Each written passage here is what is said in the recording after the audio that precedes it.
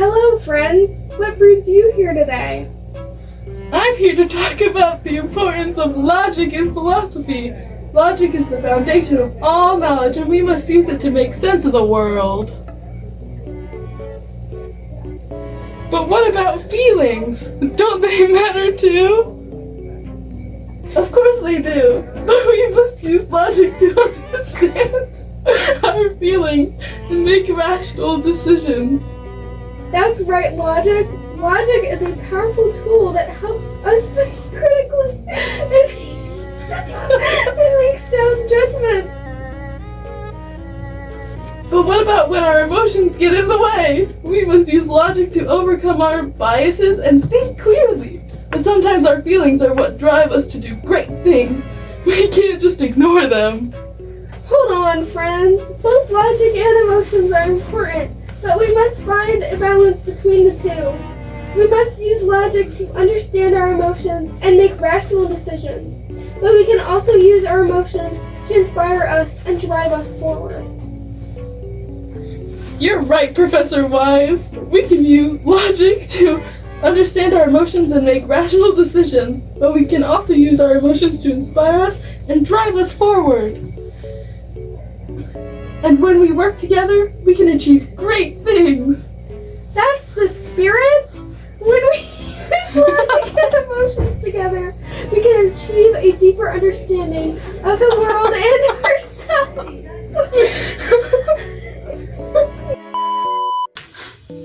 Hey guys, what do you want? I'm here to learn about epistemology. I want to know how we can gain knowledge and what we can know for sure. But how can we be sure that we can know anything at all? How do we know that our senses and reasoning are reliable? These are important questions indeed. Epistemology is the branch of philosophy that deals with knowledge and belief, and it is a fascinating subject. But can we gain knowledge through our senses and reasoning?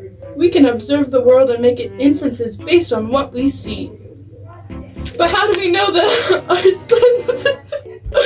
senses and reasoning are reliable? We can be fooled by illusions or biases. Both of you make good points. We can gain knowledge through our senses and reasoning, but we must also be aware of the limitations of our perception and reasoning.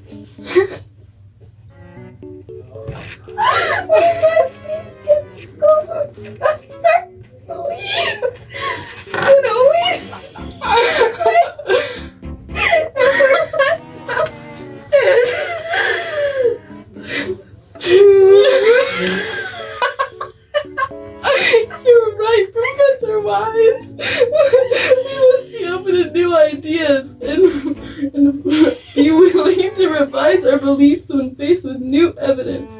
And we must also be aware of our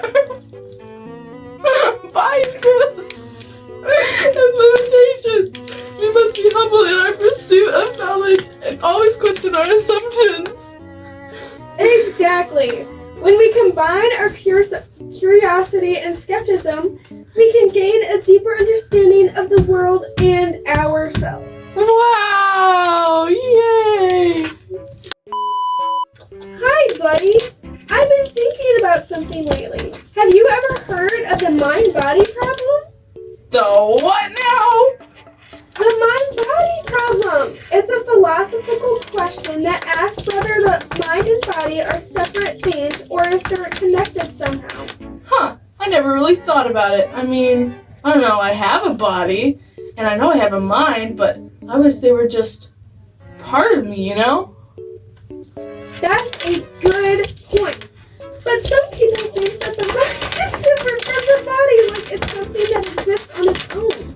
But how can that be? I mean, I can't think without my brain, right? and my brain is part of my body. Exactly. But some people think that the mind is more than just the brain. They believe that there's something else that makes us who we are. I'm not sure I understand.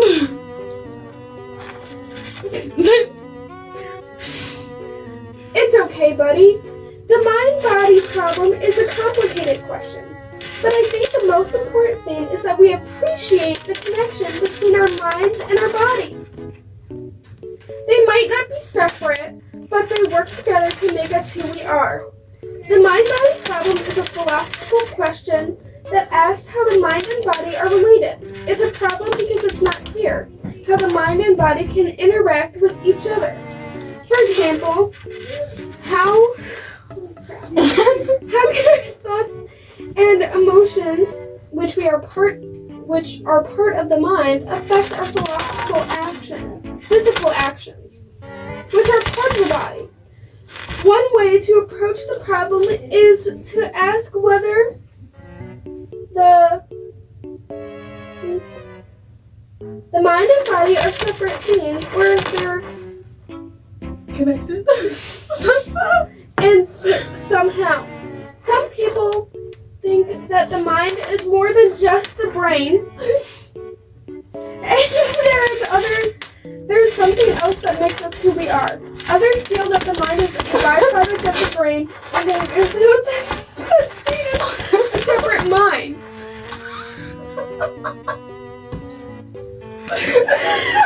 Ooh, the mind-body problem is still an active area. Man, here comes science and there's one answer that everyone agrees on. Yeah, that's a good point. I like my body and my mind. Just the way they are. Me too, buddy. Me too. Hey, Plato, have you ever thought about what exists in the world? Of course, Aristotle. That's what the study of ontology is for. We need to know what exists to understand the world around us. Yes, but how do we know what exists? Is it just what we can see and touch, or is there more to it than that? I think there's more to it than that, Aristotle. Some things exist beyond what we can see and touch, like ideas and concepts. But how can we be sure that these things exist? We can't see or touch them, so how do we know that they're real? Well, Aristotle, I think that ideas and concepts are real because they exist beyond the physical world. They're part of a world of forms, which is separate from the physical world. I'm not sure I follow, Plato. How can there be a world of forms that's separate from the physical world? It's hard to explain, Aristotle, but I believe that the world of forms is a perfect world that exists beyond the physical world. It's where all the perfect versions of things exist, like the perfect circle or the perfect triangle. See, ontology is the branch of philosophy that studies what exists in the world. It asks questions like, what is there in the world? What is the nature of existence? What things exist? And how they relate to each other. Ontology is concerned with the most general categories of things that exist, and it tries to understand the nature of those categories. For example, ontology might ask whether abstract concepts like numbers or ideas exist, or whether they're just constructs of the human mind. Ontology is a central topic in philosophy, and it's relevant to many other fields like science, computer science, and linguistics. I see. So, you believe that there's more to existence than just what we can see and touch? Yes, Aristotle, I believe that there's a whole world of forms out there that we can't see or touch, but that still exists. That's an interesting idea, Plato. I think I need to think more about ontology and what exists in the world. Yes, Aristotle, ontology is a fascinating topic that we can explore forever. There is so much to learn about what exists in the world. Hey Jill, do you believe in free will? That's a tough question, Jack. I think that people have some amount of free will, but I also think that many factors influence our choices. What do you mean by that? Well, Jack, I think that our upbringing, our environment, and our genetics all play a role in shaping who we are and what choices we make. But doesn't that mean that our choices are predetermined by these factors? If we're influenced by things beyond our control, how can we have free will? That's a good point, Jack. Some philosophers believe that our choices are predetermined by these factors and that we don't have free will. But I think that we still have some ability to make choices that are not determined by outside influences. How can that be? If we're influenced by so many things, how can we make choices that are indeed our own? I think that we have some amount of control over our environment and our upbringing, and that we can make choices that help us to overcome or work with those factors. And I also think that we have some amount of control over our thoughts and emotions, which can help us to make choices that are truly our own. I see what you're saying, Jill. It's a complicated topic, but I'm starting to understand the idea of free will. Yes, Jack, free will is a complex and fascinating topic that philosophers have been debating for centuries. It's one of the most important questions in philosophy, and it's something that we can all think about and explore in our own lives. Hey, Lisa, do you believe in ethical relativism? Ethical relativism is the idea that moral principles are relative to the individual or culture that holds them. I think it's an interesting concept, but I don't believe that it's always true. What do you mean? Well, Bob, I think that some moral principles are universal and apply to all people, regardless of their culture or individual beliefs. Like what? Well, for example, I think that it's universally wrong to harm innocent people. That's a moral principle that applies to all people, regardless of their culture or beliefs. But what about situations where harming innocent people might be necessary, like in self-defense? That's a good point, Bob. There are certain situations where moral principles can be more complex and difficult to apply, but I think that even in those situations, we can still try to follow universal moral principles as much as possible. I see what you're saying, Lisa. It's important to think about ethics and moral principles, even if they can be complex and difficult to apply in practice. Yes, Bob, ethics is a fascinating and important topic that can help us to make better decisions and live more fulfilling lives. It's something that we can all think about and explore in our own lives. Thanks for talking with me about this, Lisa. You always have such interesting insights. You're welcome, Bob. It's always great to have these kinds of conversations with you. Hey, Bob, what do you think about the role of government in society? Well, Alice, I think that the government should have a limited role in society and that individuals should have as much freedom as possible. That's an interesting perspective, Bob, but what about situations where the government needs to step in to protect the common good? I think that's a valid point, Alice. But I also think that we need to be careful about giving too much power to the government. Because that can lead to abuse and corruption. I see what you're saying, Bob, but what about situations where the government needs to provide public goods, like education and healthcare? I think that's a good point, Alice. Again.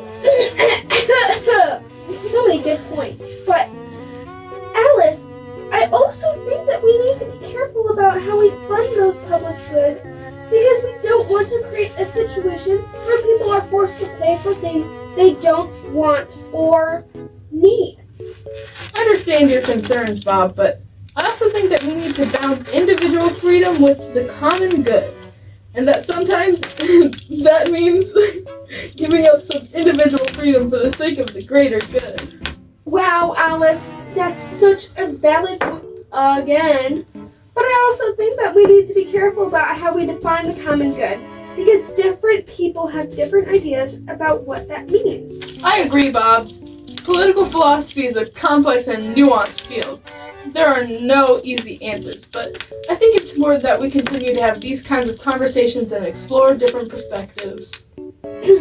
Absolutely, Alice. It's always great to have these kinds of conversations with you. Oh, it's nice to see you again, Alice. Another conversation, another day. Hey, Bob. What do you think makes something beautiful? Well, Alice, not you. I think that is in the eye of the beholder. What one person finds beautiful, another person not. That's an interesting perspective, Bob. But don't you think there are some objective standards of beauty that we can use to judge art? Again, I think that's a valid point again, Alice, but I also think that those standards are always changing and evolving over time. I see what you're saying, Bob, but what about situations where people seem to disagree on what is beautiful or not? Okay, but I also think that those disagreements are what make art so interesting and dynamic. If everyone agreed about what was beautiful, art would be pretty boring. I understand your point, Bob, but don't you think that there are some things that are universally beautiful, like sunsets or flowers? Maybe, but I also think that even those things can be interpreted differently by different people.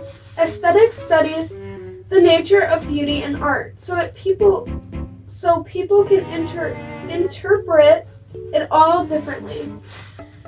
I agree with you, Bob. Aesthetics is really complex. It's hard to find an answer that everyone agrees with. But I think it's important that we continue to talk about stuff like this and explore different perspectives.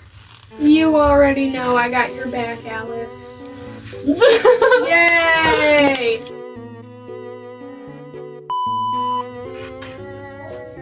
Hey guys! Hi, they're part of a world of forms, which is a separate, which is...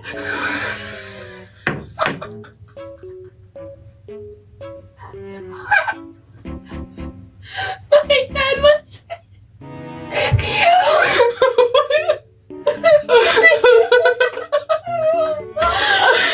Let's redo that! Okay, wait, let's just redo that. Why? Physical world. They're part of a world. Okay, I got it. I can do it.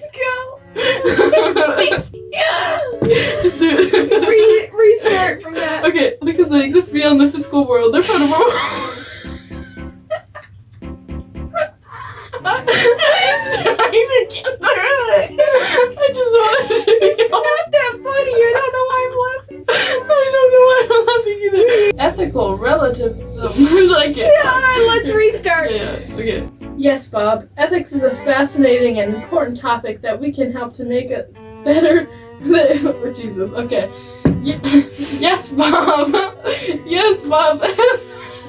Excuse me. Yes.